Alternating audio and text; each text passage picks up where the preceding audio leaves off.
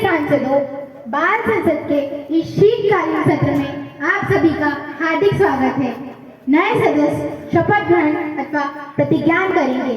महासचिव महोदया।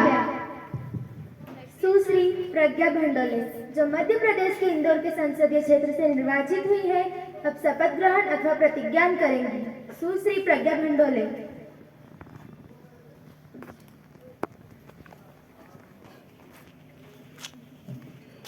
महोदया, आप शपथ ग्रहण या प्रतिज्ञान करना चाहेंगी? मैं शपथ ग्रहण करूंगी। आप किस भाषा में शपथ ग्रहण करना चाहेंगी? मैं हिंदी भाषा में शपथ ग्रहण करूंगी। जी महोदया। मैं सुश्री प्रज्ञा भंडोले, जो बाल संसद के सदस्य निर्वाचित हुई हूँ, ईश्वर की शपथ लेती हूँ कि मैं विधि द्वारा स्थापित भारत के संविधान के प्रति श्रद्धा और निष्ठा रखूंगी तथा देश की प्रभुसत्ता और एकता बनाए रखूंगी। जिस पद को मैं ग्रहण करने वाली हूँ, उसके कर्तव्य का श्रद्धापूर्वक निर्वहन करूंगी।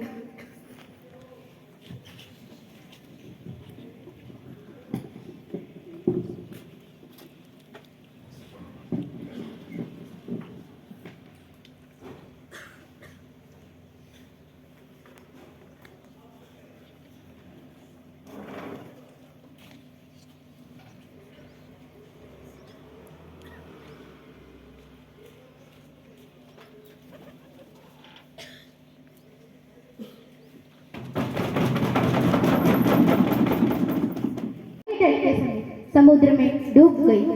फलस्वरूप इसमें सवार 9 सैनिक तथा 3 अफसरों को अपनी जान गंवानी पड़ी, जो पूरे राष्ट्र के लिए अत्यंत पीड़ादायक है। मैं इन सभी परिवारों के लिए अपनी गहरी संवेदनाएं व्यक्त करती हूँ। माननीय प्रधानमंत्री जी। माननीय अध्यक्ष महोदया, मैं INS सिंधु रक्षक पनडुब्बी हादसे में मारे गए हमारे सभी 9 सैनिकों को अपनी श्रद्धांजलि अर्पित करती हूँ। हमारे जवान देश में कठिन व विपरीत परिस्थितियों में हमेशा तत्पर रहते हैं। वह हमारे राष्ट्र की अमूल्य संपत्ति अथवा मानव संसाधन है। उनके त्याग, बलिदान व समर्पण के कारण हम देश के भीतर सुरक्षित रहते हैं। हमारे 18 सैनिकों की असामयिक मृत्यु अत्यंत ही दुखपूर्ण है। मैं इन सभी के परिजनों के लिए अपनी गहरी संवेदनाएं प्रकट करती हूँ। धन्यवाद। माननीय चिराग कोहली महोदया, मैं स्वतंत्रता द्वारा अर्पित की गई श्रद्धांजलि में अपने को भी संयोजित करता हूँ। वे जवान जो अपने आज या वर्तमान का बलिदान देके हमारे कल या भविष्य को सुरक्षित रखते हैं, उनका इस प्रकार INS सिंधु रक्षक पनडुब्बी हादसे में मारा जाना बहुत ही ज्यादा दुखपूर्ण बात है। महोदया, मैं उनके परिजनों से यह आग्रह करूंगा कि वे अपने आप को अकेला न समझें, बल्कि पूरा राष्ट्र उनके साथ है। स्टार्ट। प्रश्न संख्या 101, सुश्री गरिमा। अध्यक्ष महोदया, मैं आपके माध्यम से शिक्षा मंत्री जी से यह पूछना चाहूंगी कि जवाहर नवोदय विद्यालय में माइग्रेशन पॉलिसी का क्या उद्देश्य है? क्या यह पूरी तरह सफल है? यदि नहीं तो सरकार इस पर क्या उपाय कर रही है? माननीय शिक्षा मंत्री जी। महोदय, जवाहर नवोदय विद्यालय में माइग्रेशन पॉलिसी का मुख्य उद्देश्य राष्ट्रीय एकता को मजबूत करना तथा विभिन्न संस्कृतियों का पारस्परिक आदान प्रदान है एवं यह नीति अपने उद्देश्य में काफी हद तक सफल है। लेकिन जब इस नीति के अंतर्गत कोई स्थानीय समस्या उत्पन्न होती है तो स्थानीय कारणों को ज्ञात कर इसका समाधान कर दिया जाता है। धन्यवाद। प्रश्न संख्या 102, सुश्री नीरमा। धन्यवाद महोदया, मैं आपके माध्यम से सरकार से पूछना चाहती हूँ, क्या सरकार इस बात से अवगत है डॉलरों के मुकाबले भारतीय रुपयों का अवमूल्यन लगातार जारी है महोदया, और यह गिरकर प्रति डॉलर 80 रुपयों के ऊपर पहुँच गया महोदया, 80 रुपयों के ऊपर पहुँच गया है। इस अवमूल्यन का क्या कारण है? रुपयों के अवमूल्यन को रोकने के लिए सरकार कौन कौन सा कदम उठा रही है?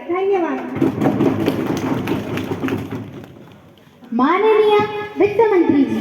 महोदया, मैं आपके माध्यम से अपने विपक्षी साथी को यह बताना चाहूंगी कि सरकार को यह जानकारी है कि भारतीय रुपयों का अवमूल्यन हो रहा है और इसका प्रमुख कारण है सोने के आयात में तीव्र वृद्धि है, जिसके कारण चालू खाते का घाटा अधिक बढ़ गया है। महोदया, मैं आपके माध्यम से इस पूरे सदन में यह बताना चाहूंगी कि भले ही भारतीय रुपयों का अवमूल्यन डॉलर की तुलना में 80 के ऊपर पहुंच गया है, लेकिन इस अवमूल्यन को रोकने के लिए सरकार एवं आरबीआई द्वारा कई कदम उठाए जा रहे हैं, जैसे कि आरबीआई द्वारा 12,000 करोड़ के बॉन्ड बेचने का निर्णय लिया, जिससे कि बाजार की तरलता को सोखा जा सके। एवं आरबीआई द्वारा यह भी निर्णय लिया गया है कि ओएनजीसी, आईओसी एवं इत्यादि कुछ कंपनियों को छोड़कर अन्य कंपनियां विदेशी परिसंपत्ति को नहीं खरीद सकेगी। एवं आरबीआई द्वारा तो यह भी निर्णय लिया गया है कि अब से कोई भी भारतीय 2 लाख रुपए के बजाय 75,000 रुपए ही विदेश भेज सकेगी। एवं सरकार भी एनआरआई बॉन्ड लेने पर विचार कर रही है, जिससे कि आशा है कि आने वाले 3 से 4 महीनों में इस अवमूल्यन पर काबू पा लिया जाएगा। एवं संसद में पेश आर्थिक सर्वेक्षण के अनुसार गैर पेट्रोलियम उत्पादों की आयात में लगभग 13% की कमी आई है। महोदया, 13% की। माननीय कोयला मंत्री जी।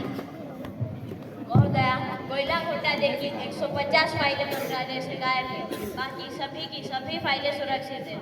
महोदया, सरकार किसी भी व्यक्ति या संस्था को बचाने का प्रयास नहीं कर रही है।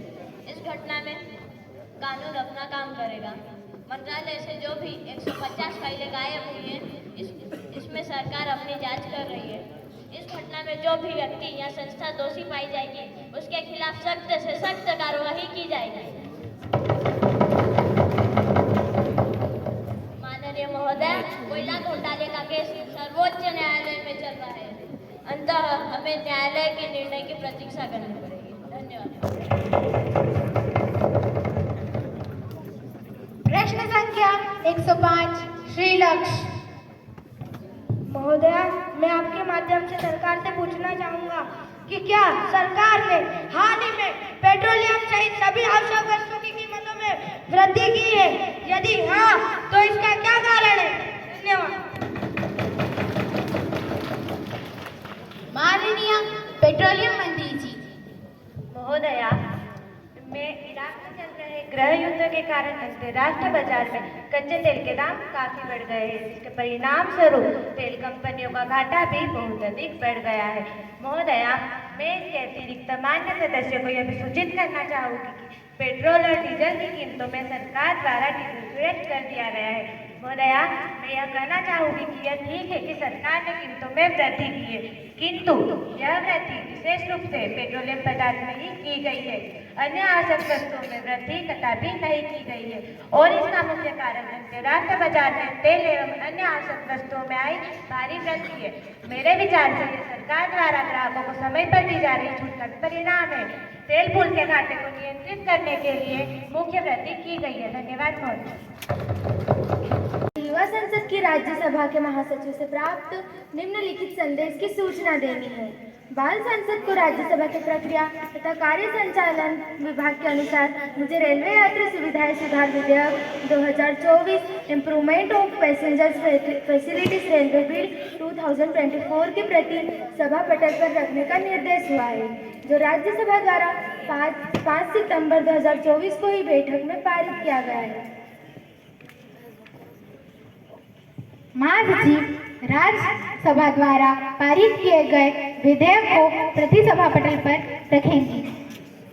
महोदया, मैं राज्यसभा द्वारा पारित किए गए रेलवे यात्री सुविधाएं सुधार विधेयक 2024 की एक प्रति सभा पटल पर रखती हूँ। Now, zero will start. Miss Pragya.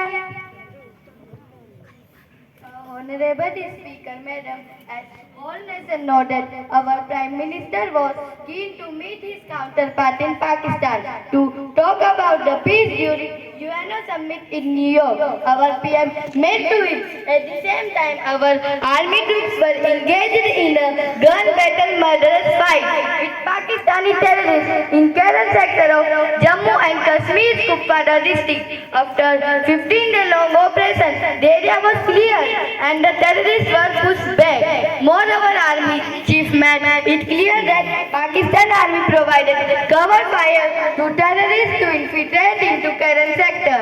Moreover, Army Chief made it clear that Pakistan Army provided cover fire to terrorists. The whole episode of Kerala sector is a matter of serious concern because it reminds us Kargil interaction in 1999. Speaker Madam, I want to know from government, is it not shameful to nations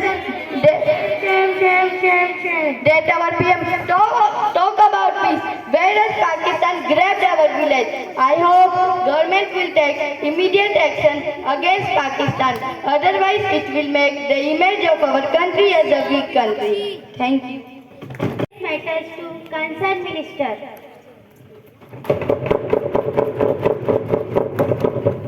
अब हम ध्यान आकर्षण प्रस्ताव पर चर्चा करेंगे। Mister Ganesh.